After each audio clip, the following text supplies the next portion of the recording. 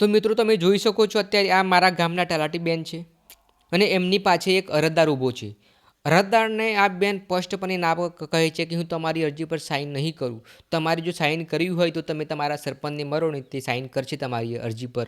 હું તમને સાઇન નહીં કરી આપું, આવી વાત કરતા હતા બેન અને અરજદારને ધક્કા ખવડાવતા હતા.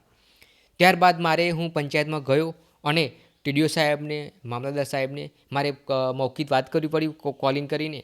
ત્યારે બેન તૈયાર થાય છે સાઇન કરવા માટે. તો આવા અધિકારીઓ માટે કાયદો શું લાગુ પડે છે આપણે આજે સમજશું.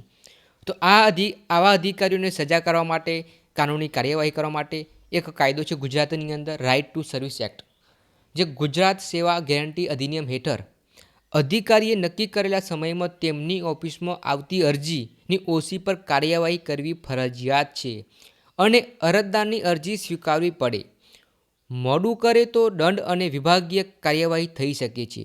તો મારા ઇન્દ્રાણ ગામના તલાટી સાહેબ શ્રી વિરુદ્ધ વિભાગીય કાર્યવાહી ક્યારે થશે? શું ટીડીઓ દ્વારા લેવામાં આવશે કે નહીં તે આપણે જોશું.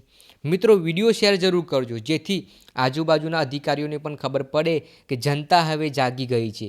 જનતા હવે ખબર છે કે પોતાના અધિકાર અને હક કેવી રીતના લેવો તે અમે જાગૃત કરીશું. તો મિત્રો, વિડીયો શેર જરૂર કરજો.